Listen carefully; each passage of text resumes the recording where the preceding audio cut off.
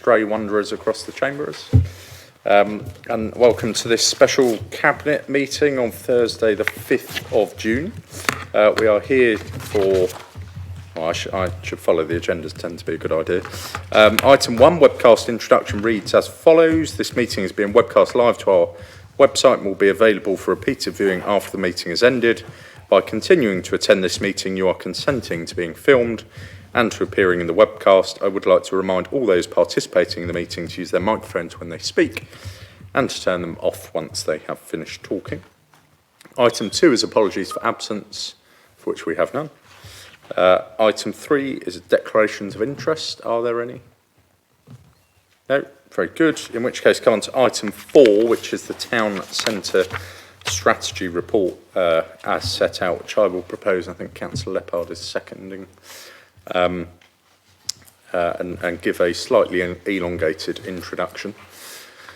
So obviously we have both a Cabinet and a Council meeting this evening. I would strongly encourage members as far as possible to get their questions and discussion out in the Cabinet session. I'm more than happy to be quite lenient to that regard and to allow the Council meeting to run as it ordinarily would, but of course if we do need to take questions and the like in the Council meeting, then I'm sure that will be the case. The first thing I want to be absolutely abundantly clear on is that Cabinet this evening, and should they approve the recommendations, subsequently Council, are not voting to buy this building. That is not the decision we are being asked to make. The decision we are being asked to make is whether in principle we agree with it. And I would suggest the question you are being asked to answer is, do you wish to see this part of the town centre regenerated? And do you wish to see the building continue in operation as is or not? Those are the questions you are being asked to answer, not questions about, or the question as to the acquisition, because as the report sets out, that is subject to the due diligence. Now, for those that may not be so familiar, that is exactly the way in which we've dealt with other purchases to date, even those of a much greater value, and that is absolutely, in my mind, the right way of dealing with this. There is a great deal of due diligence to go through, subject to an in-principle decision here tonight to move ahead with that, which again is of course right and an important thing to do. Again, I just want to open by saying, obviously there is a public report and then there are confidential appendices. If you wish to discuss things that are in the appendices, obviously we will need to move into private session. So I would urge you as far as possible to, if you can, frame your questions in a way that they don't require that. That is obviously best. But if we do need to move into private session, we will. The only slight challenge, of course, is logistically we will be moving back and forth in and out of private session between Cabinet and Council and back of the like. But the most important thing is that members are comfortable with the decisions that they are taking. So, moving on to the matter at hand, I think this is probably one of the most symbolic and well-documented buildings in the town, without a shadow of a doubt, for good and for bad. And many people will remember far better than I do other uses of the building to that which it has now, but I think everyone would agree it is a symbolic building on the landscape. It is one of the first you see as you come into Harlow from north, south, east or west, given its prominent location. And some of the challenges with that building are well documented and have been for a number of years now. And like I say, the opportunity we have in front of us as set out in the report is to change its use. But that does not come without a human element. There are people living within the building at the moment. And that is something I would ask all members in their contributions, as and when they make them, to fiercely consider that there are hundreds of people currently living in this property.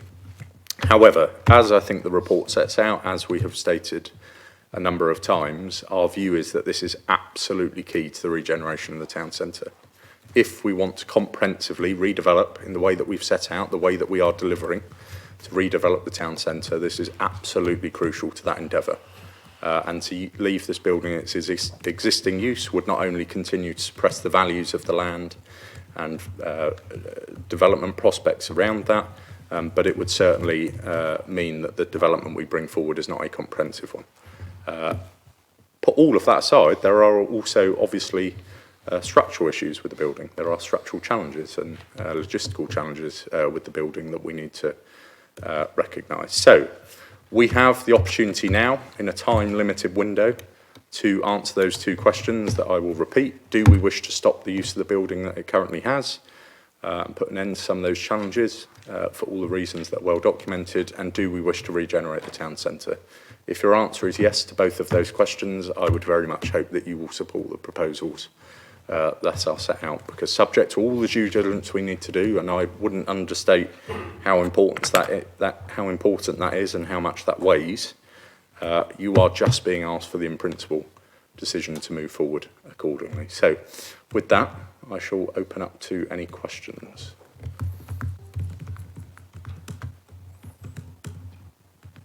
If there are any questions. Councillor Mallartel.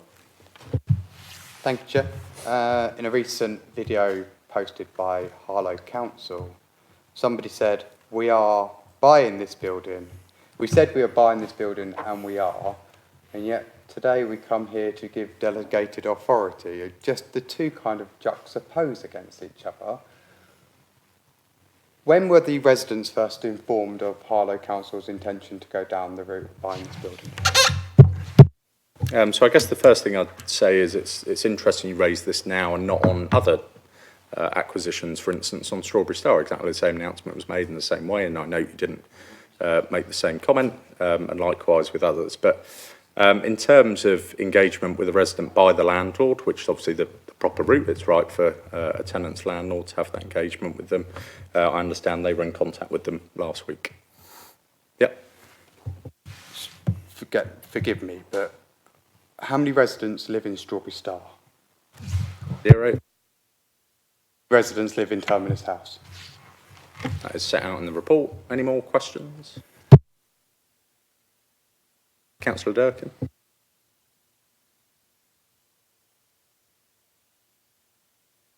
I've got a couple of questions in relation to businesses, because whilst we are here to discuss in principle, I think we also have to... There's limited detail at the moment, and I can appreciate we would have limited information at this present time. But what my concern is what assurances can we give to the local businesses regarding accessibility to car parking? Because, as you know, we've already lost 2 car parks, and we know that Prince Alexandra currently rent a number of parking spaces at Terminus House. It doesn't look like the other 2 car parks are going to come back into play at any time soon. So what assurances can you give to businesses, because they're worried that people are going to be driving round, struggling to find car parks, and then they're going to drive away from Harlow? And then can I also ask a second question, which is the ownership of the bingo hall, which is on the ground floor. I was wondering whether or not we could have an indication of what will be happening to that relatively successful business. Yeah, thank you. So I couldn't agree with you more on the parking question. Certainly a challenge in the town centre. Obviously, there was a much greater availability of parking than there currently is. And absolutely our desire and intention is to ensure that those that wish to park in the town centre are able to do so in line with other modes of transport, of course. So that is absolutely crucial, and we would, both as part of this proposition, but also as part of the regeneration comprehensively, be looking to answer that question as you've mentioned. In terms of Mecca Bingo, obviously there's details contained within the confidential appendices, which I won't go into, but I think the important assurance I can give is that obviously that is a very successful operation that we would want to continue to support and enable to trade accordingly. And I think that is covered a bit more in the confidential appendices, how we'd wish to do that. But in terms of an assurance to that regard, I can absolutely give one. Yep. On a third one as well, which I think you probably know about, is the roof.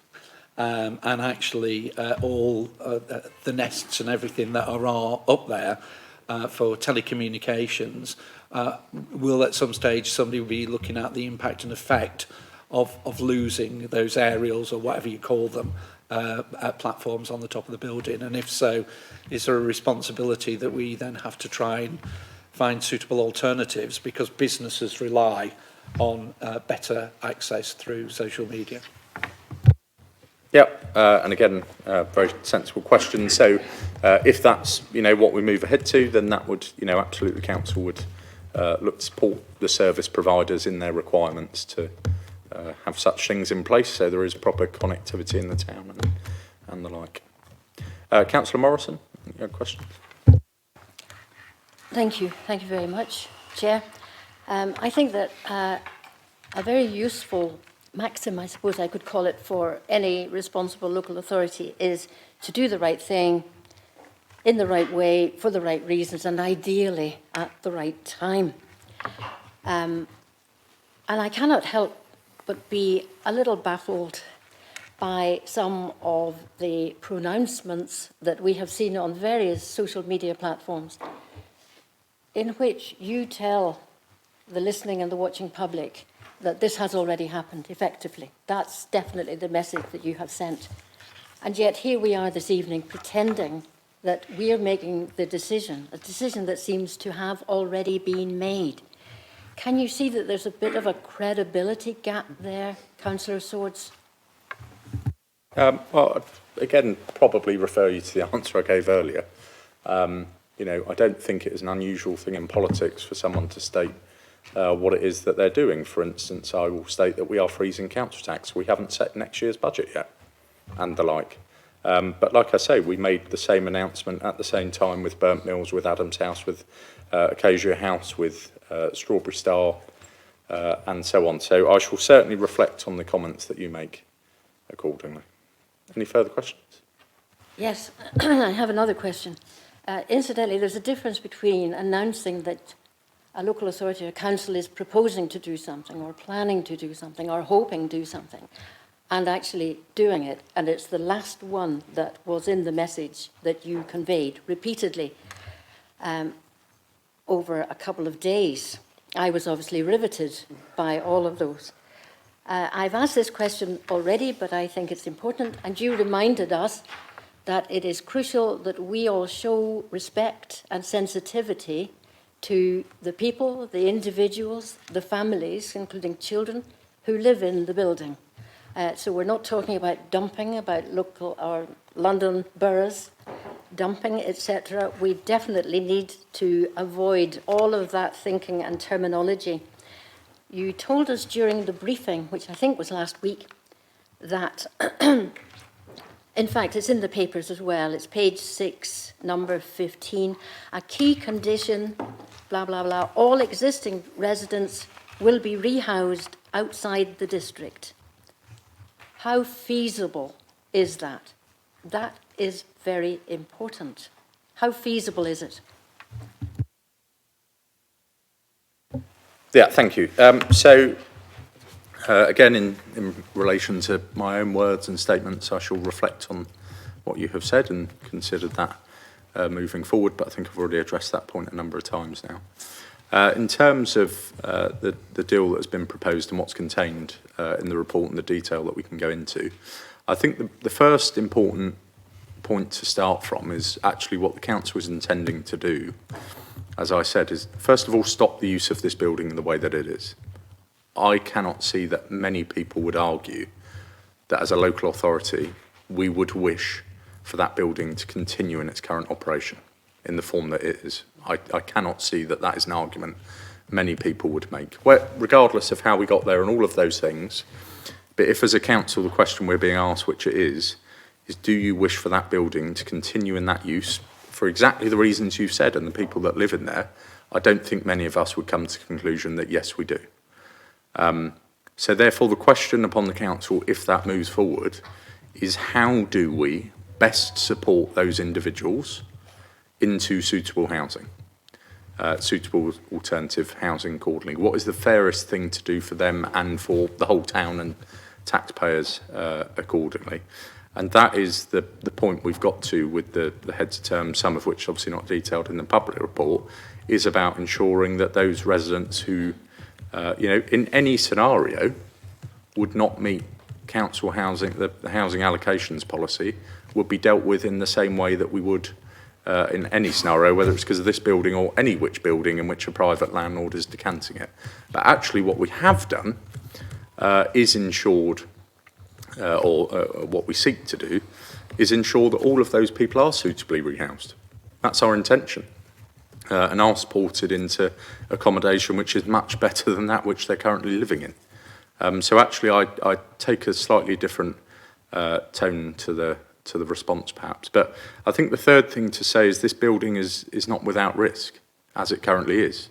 You know, the fire service are well versed, and the Police Fire and Crime Commissioner, if you look on their website, it's well set out some of the fire risks existing and the works that are required to that block. There is a risk of a scenario in which what happens to that building, we see exactly the same thing that's just happened to Redstone House, that's happened to Joseph Frank House. That's not out of the realms of possibility.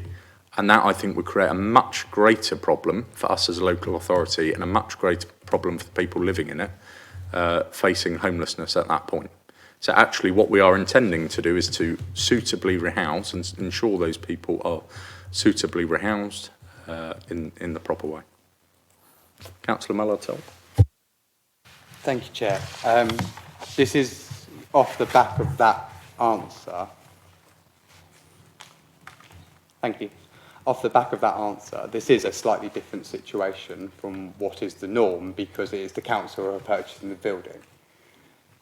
Will the eligibility for rehousing within Harlow, will that be looked at, and will, if, for example, children attend local primary schools, be taken now into consideration when looking to rehouse? Because the last thing I would want to see is a child who lives in Terminus House having to find a new primary school, because I don't care how many years you've lived in Harlow.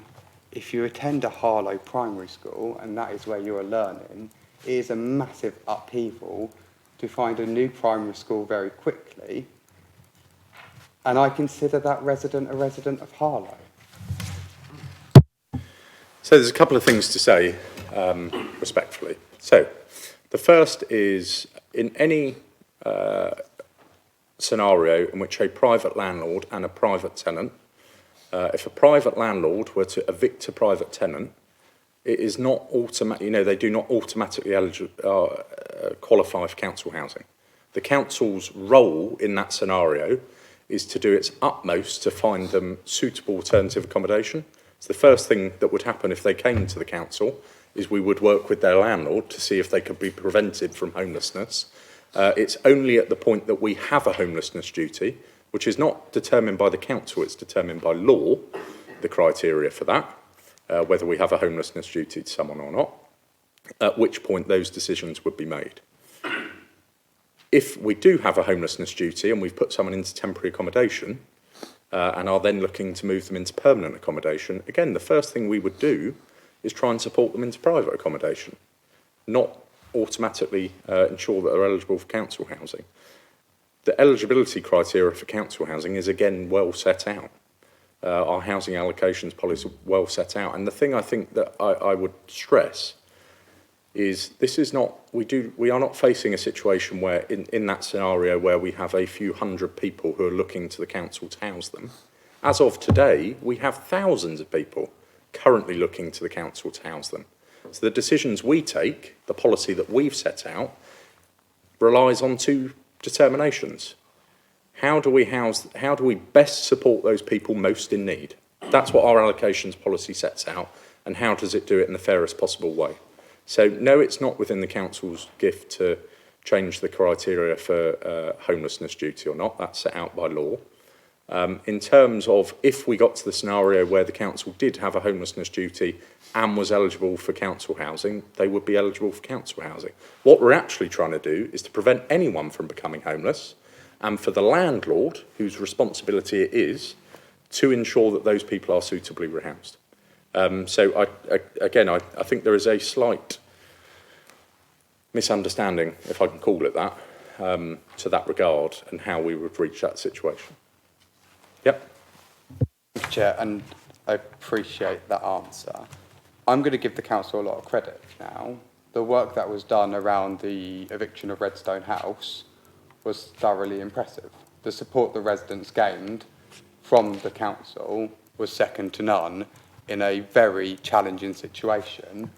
What I'm hoping for is reassurance from the leader that the same commitment will be given to these residents as were given in Redstone House, because to me, these two seem very, very similar.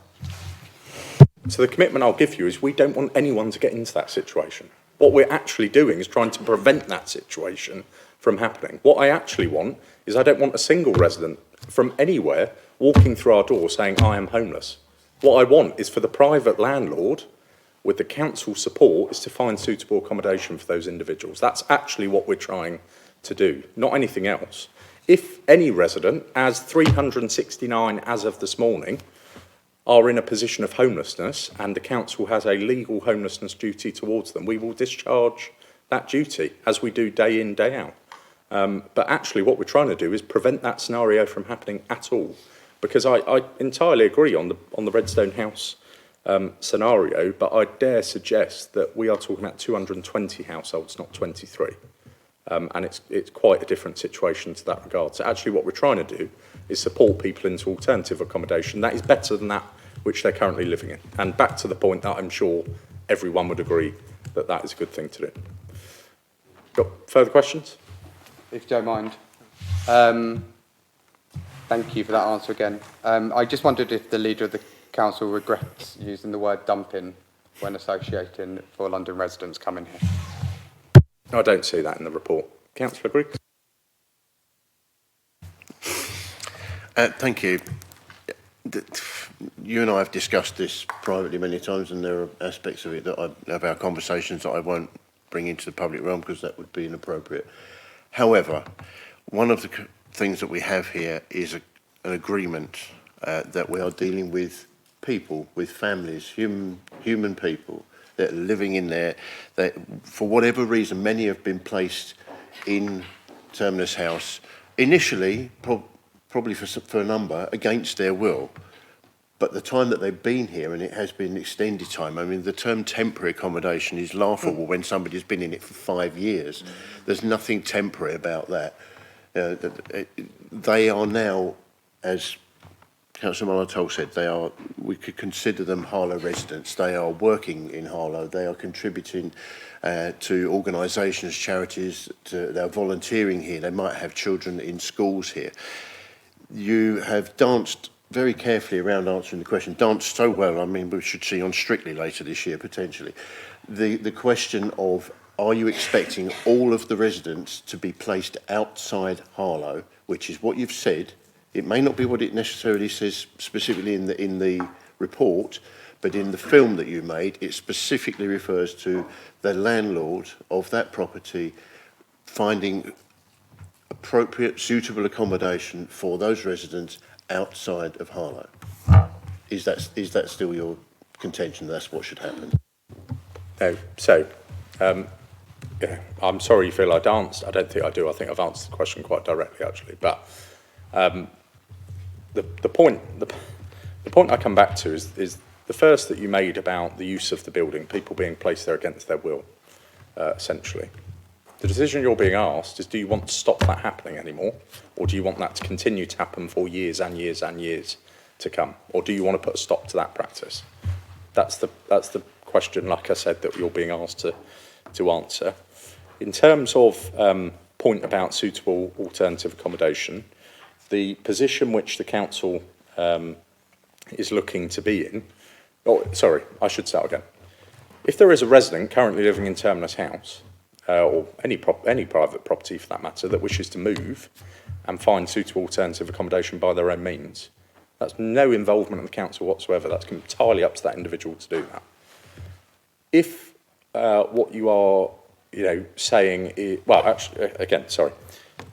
If the council were to buy the property and to not refer to any of these scenarios, so the council could do a simple transaction on the property. So we would like to buy that, at which point the landlord will do one thing. They will issue 220 Section 21 notices and make 220 households homeless. Therefore, what the council is doing is saying, as part of this transaction, which, as crude as it sounds, is obviously financially advantageous to the landlord, what we are trying to do is prevent that from happening, to prevent people from becoming homeless, to find them suitable other alternative accommodation. The duty only falls to the council to find them alternative accommodation in the same way it would with any private property if they meet the legal definition of our homelessness duty. That's the scenario in which the council would have to house them. So the first thing is, the scenario we're talking about is one in which no other resident finds somewhere else to live. That's the premise we're working on, is that no resident finds somewhere else to live. If a resident from Terminus House wishes tomorrow to go and rent a private property somewhere else, that's got nothing to do with the council. Of course they can do that. So the scenario we're talking about is one in which they are forced to be rehoused because the landlord they currently have no longer has that accommodation available. What we're saying is we want the duty to be on the landlord to find them suitable other alternative accommodation in a way that does not put pressure or prevent Harlow residents from accessing housing. So it is not as quite a black and white scenario as the one you set out, because obviously every homelessness application is different. Every tenant within that property will be different. Yeah. Well, I didn't set it out that way. You did in your video when you said that every tenant in there had to be rehoused outside Harlow by the present landlord. Is that, you still haven't answered the question. Do you stand by that? I don't. No, I don't know how many times I can tell you exactly what the report states. The deal that. Okay, let's move on. Any further questions? Yep. I mean, I'm still trying to get an answer to that question. Do you stand by what you said in your video? I stand by everything that has been said in the report and the press that we've stated. So the answer to your question is yes. The answer is yes. Any further questions? Can I now ask you the next question? No, I'm going to take Councillor Durham. All right. And I am going to go back to this discussion because I'm slightly confused. I think, and correct me, Dan, what you're saying is once this goes through in principle, the landlord has a responsibility to work with the tenant to try to find suitable alternative accommodation for them. Yeah? That can be in Harlow, can't it? No. So the scenario we're setting out, what the report says, what the heads of terms say, is that we are trying to do this in a way that does not place pressure on Harlow and does not prevent Harlow residents from accessing housing. So there is nothing to stop at the moment, in any scenario, any tenant of Terminus House finding alternative accommodation in Harlow or elsewhere. What we're saying, what we are trying to prevent, is a great deal of residents from Terminus House becoming homeless and the duty of coming to the council. And I think that's the clarity that I'm seeking, because I think that's the confusion that's appeared between the report and the social media Facebook statement that you made. But just to confirm, we are saying it is up for the landlord and the tenant to work together to find suitable alternative place of accommodation, which can include staying in Harlow. Will have nothing to do with the council, but they can, if they can find suitable alternative, that can include Harlow. And I think if we can clarify that one, I think that will probably reassure a lot of people. Can you give that assurance at least? I missed the crucial line of your question. So shall I do it again? Yes. I'll try and be brief. All I'm doing is trying to seek clarification, because there does seem to be some confusion, and let's put away who said what where between what was said on social media and what is in the report. But I think what you have said, and I think you've given us the assurance, is that if the landlord and the tenant come to some mutual agreement about finding suitable alternative accommodation, that can, and if that accommodation is in Harlow, we don't have a problem. I think that's the point of clarification we need from you. Giles? Thank you, Chair. I think it's really crucial, and I've heard some of the questions laid today that have explored some of the potential external issues, but I think it's really important to return to the report. And in particular, one of the features of the report that I think all members in this chamber will be concerned about is the transaction terms. Would the leader of the council agree with me that when you look at the transaction terms, the process that has already been embarked by our external advisors, Montague Evans, who have been used in previous transactions, that the assurance we've received from the work around the Red Book valuation is appropriate enough for us to take this report forward? Absolutely, and I think that is a very important point to make.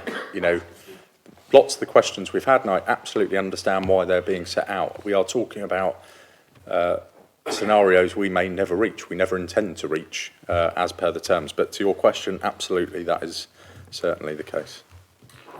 Councillor Griggs, I cut you off earlier, so I Didn't feel a thing.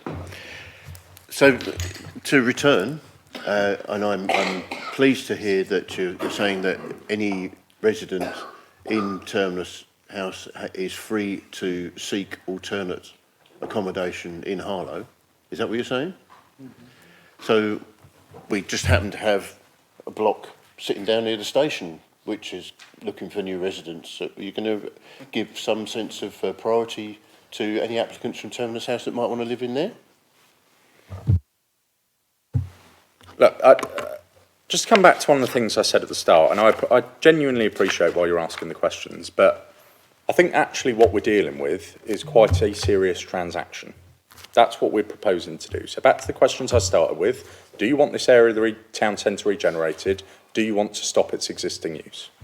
What we have also set out as part of that transaction is that we want to prevent people becoming homeless, okay? We are going well above and beyond that which we are required to do to try and prevent that being the case. There is nothing to prevent tomorrow a resident that currently lives in Terminus House wishing to move somewhere else for that to not be the case. And actually, the scenario you keep coming back to time and time and time again is in the scenario at which the landlord could issue them with a Section 21 notice and make them homeless because that block is no longer available for use. The council is saying the duty is on the landlord to suitably rehouse that person in a way that doesn't put pressure on Harlow's housing pressure, which is already significant, because there's absolutely importance to the 220 odd properties in Terminus House. I also take great priority for the 1,000+ people currently on our waiting list, the 369 Harlow families and individuals currently in temporary accommodation. I also see that pressure. I see the pressure of homelessness across the town, which we are working day and night to deal with. So actually what I'm saying is we are trying to do this, trying to regenerate the town centre, which we were all elected to do with a slightly different guise perhaps, but we were all here to do, in a way that does not force people to become homeless. I think that is something I genuinely think, and you can come up with caveats and hypothetical questions time and time again. Actually, I could sit here and say the council has no duty to people unless it has a homelessness duty, and the property can deal with itself. Actually, the terms that we've reached are one in which it goes as far as we possibly can to prevent those people becoming homeless. So you can, we can keep taking this line of questioning. I think I have answered it as exhaustively as is possible, in a way that doesn't extrapolate into politics and everything else, which, I don't think is helpful for this. But if you have further questions, I'm happy to take them. How happy? So, yes, I know. Look, you're not getting no argument from me. We've discussed this again. We've discussed this privately. We've discussed it in here, in council, through cabinet, time and time again. There will be, we're not arguing about whether or not the property should be purchased. So the key, but there are lots of caveats that come with that, and you might not like caveats, but they are there. The difference between some of the other properties that we've discussed is that they weren't occupied by residents, by tenants. They were empty properties or ones that had a few businesses in it to be shifted. This one, you're talking about hundreds of people that call that place their home. Terminus House is their home. You still failed to answer the question about whether you did say you stood by your video that they should all be moved outside the town. So can I just ask you this, how comfortable do you think that is for somebody that stood here 2 weeks ago and who is a resident of Terminus House and was given a civic award as Citizen of the Year? How do you think he feels about being told he's now got to lose his home and move outside Harlow? Great, really grateful, isn't he? Got a certificate, now bugger off. So let me put it a different way. I can see you're extremely passionate about people being moved. So have you put have you put these questions to the London boroughs that place these people here? Do you take this great issue up with people that have been moved along in the same way? Do you take that gripe? Because I certainly do. Actually, I think what we're saying as a council is we wish to support these people and prevent them from becoming homeless. I genuinely cannot understand how that is something that we can't agree on.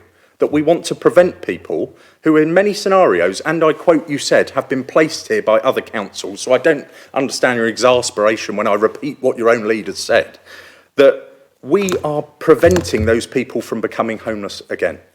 That's what we are intending to do. So if we have, such an issue with that abhorrent practice and suggesting that it would be terrible that the council gets into a scenario as you paint it, that we're forcing people to move along, why are you suggesting that duty is on Harlow, not on the councils that actually these residents have come from? I'm going to move along with questions because I'm not sure now, getting into spats about certificates and the like, is reference to the transaction at hand. So, Councillor Charles, I think you had a question, then we can... Yeah, thank you, Chair. Just returning back to the report, one of the core elements to this is the due diligence and the legality around how you take forward the discussions to acquire Terminus House. As part of that discussion, it is laid out very clearly in the report that our external solicitors will be given an 8-week window to support the due diligence process. Are you satisfied, as I am satisfied, that we have taken the right legal approach here to commence the due diligence subject to the decision tonight at Cabinet and full Council to make sure that we have the adequate legal assurances to do this in the proper way to meet our regeneration ambitions? Absolutely. And again, I think, I come back to the decision, and if I were to say, for instance, the announced intentions by Terminus House is welcome news. It's entirely sensible for the council to own as much of the town as possible. That's the decision that we're taking. Of course, they're not my words; they're the leader of the opposition's words. The approach that we have set out in terms of due diligence, particularly that in legal and financial terms, is. I'm perfectly comfortable as a robust one, and will get us to the position that we need to exercise the key decision subject to an in-principle agreement tonight. Councillor Edwards, we have not heard from you yet, sir. Thank you. On page 2, paragraph B, it says the acquisition would take the form of either a purchase of the shares in 2 special purchase companies that currently own the building, or a direct purchase of the underlying property. And then on page 6, paragraph 13, it says the council and its specialist advisors have been in lengthy negotiations with the current owners of the property and have agreed for the council to acquire Terminus House by way of a purchase of the companies that holds it. So has that already been agreed? It looks that way. So the terms of reference set out that was the proposed approach. That has since changed. as is quite normal in a transaction of this nature. So the report and the executive summary paragraph B, which you mentioned about the two options, is absolutely the case, and that has not yet been determined. There was a view that it was, that has since changed, so it's not yet been determined. It could be through either means. Well, given that the situation has changed, wouldn't it have been useful to have had a little paragraph in there saying that the situation has subsequently changed, and that's the reason that we've got the options are now being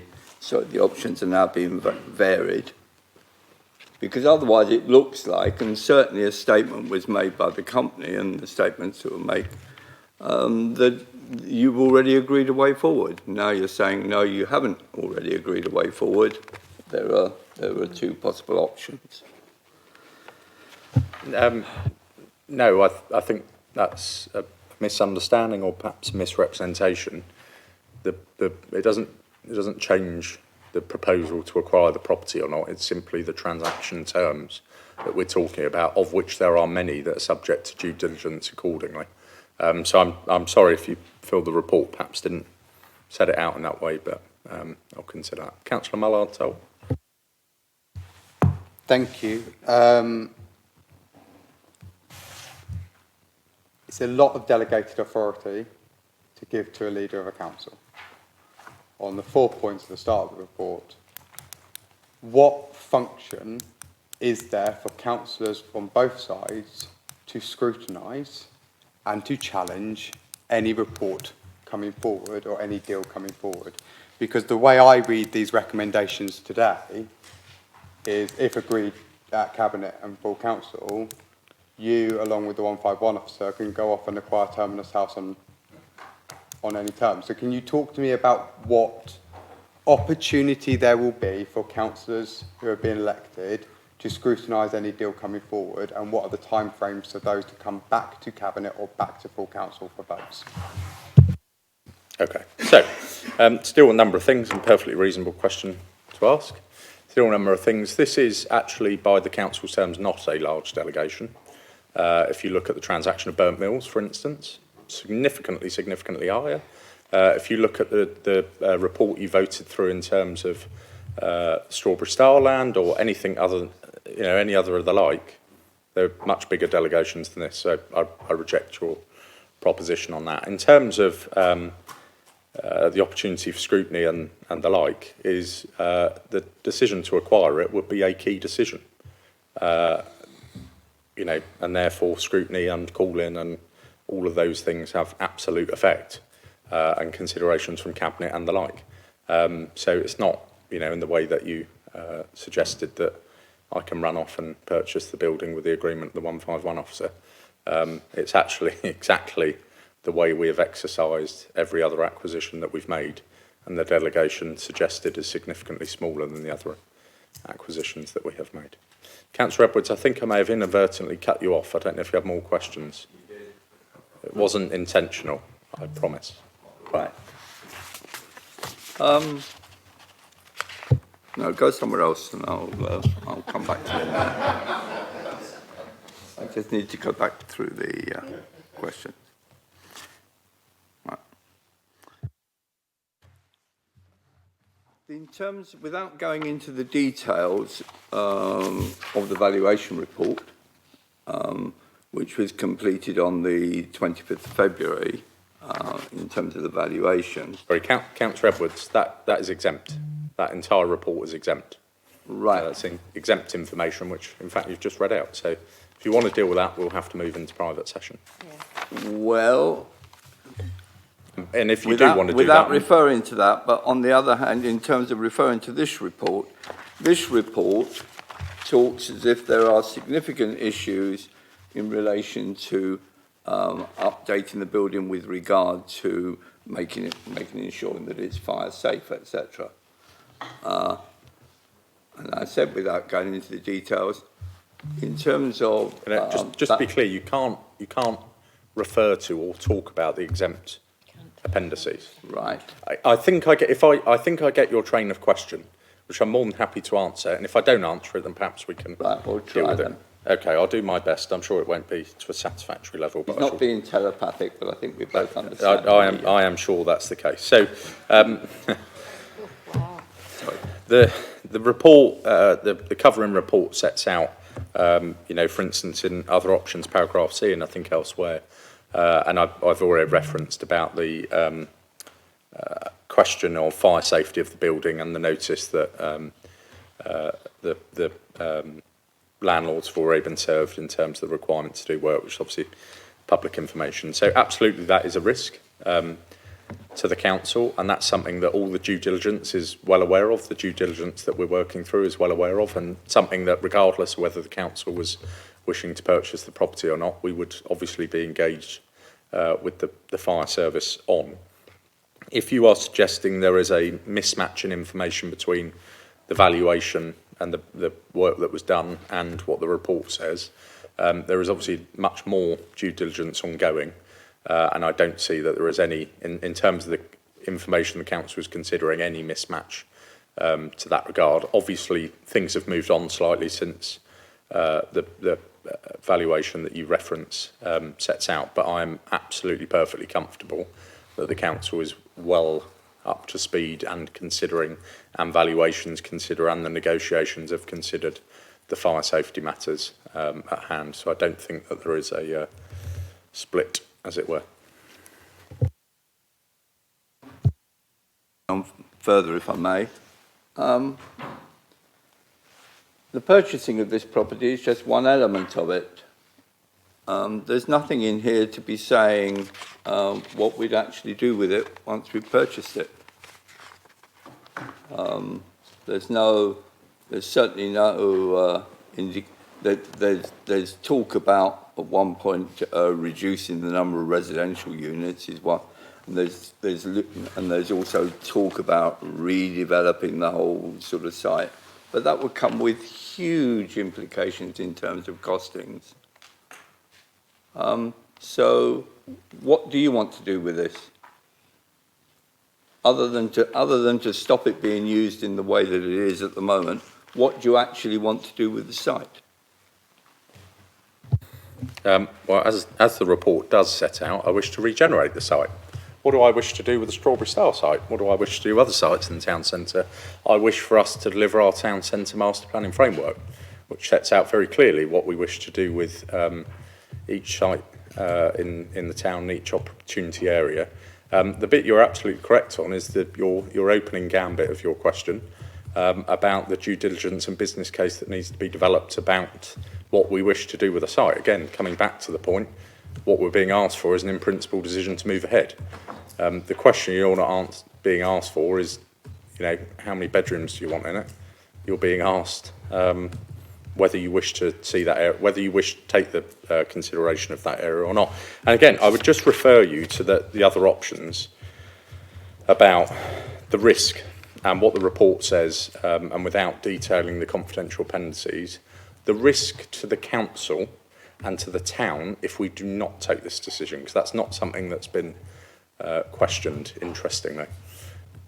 As far as I sit here as the leader of the council, I think the single biggest risk to the town, to the tenants living within that property and everything else, is that the council does not move ahead with the purchase.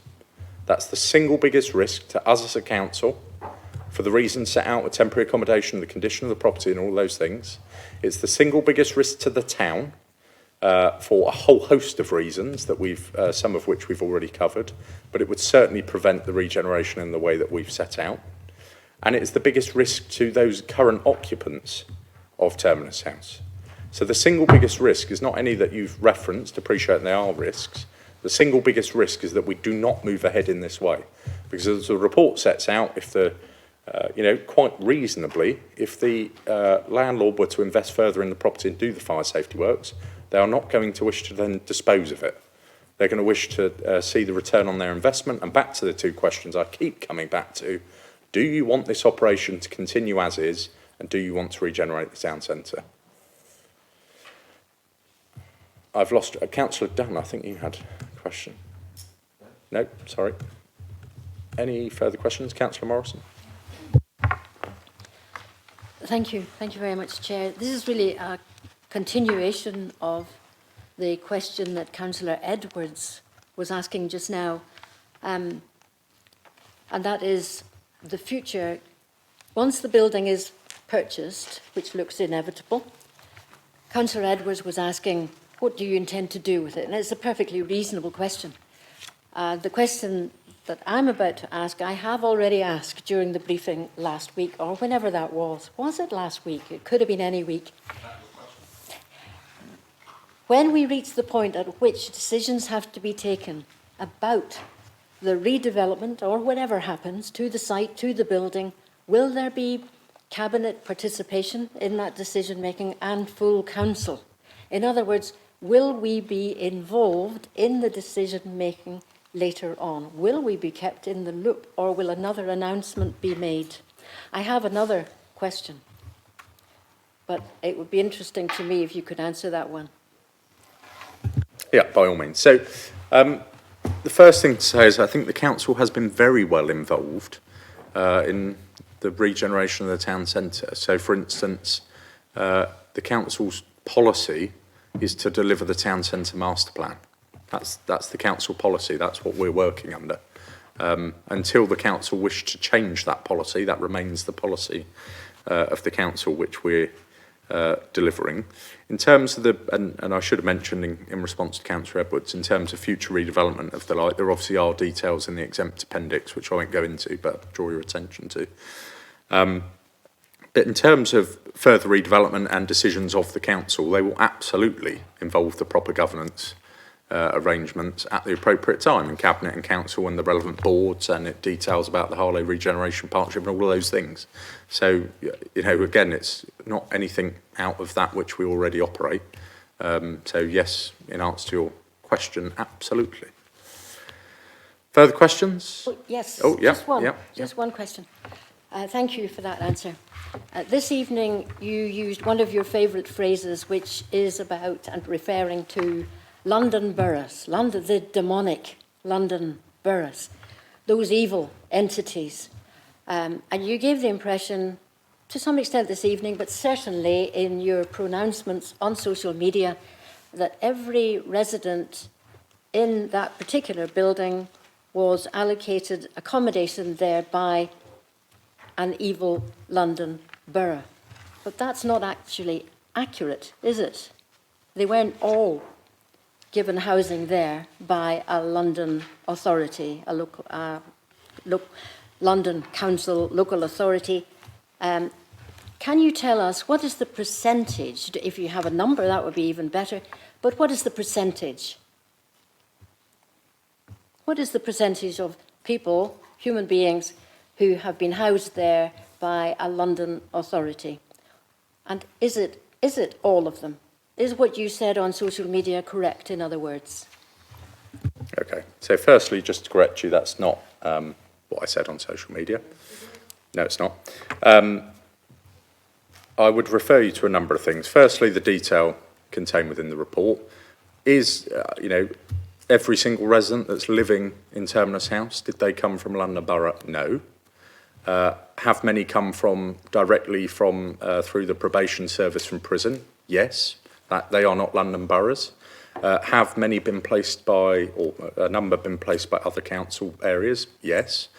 Do the large majority, have the large majority come from London boroughs? Yes. I don't think you would dispute a BBC Panorama documentary about that, or many other things that have been recorded. For instance, even in Inside Housing today, there is a report about Terminus House. So in terms of the tenancy profile of the residents, as you would know, that's something that's held by the private landlord, because I would draw your attention to the fact that the private landlord is their landlord, not the council. The council currently has no involvement in this building whatsoever, except what we are seeking to do is to stop the current practice that is ongoing there. So there are, you know, a simpler answer: is every resident currently living there from London Borough? No. Are a number from directly discharged from prison? Yes. Are a number from other areas? Absolutely. Are the majority from London boroughs? Yes, they are. But in terms of your detailed breakdown of resident profile you wish to see, that's a question for the landlord. Thank you very much for that more detailed and more accurate statement. Any further questions? Councillor Lepard? Thank you, Chair. I think one of the issues which has not been raised, and a key issue in this whole project, is the financing of it. And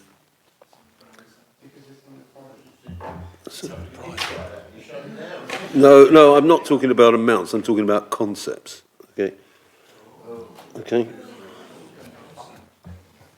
Because there are various options open to us, including, let's say, joint ventures. There are various ways we can handle this.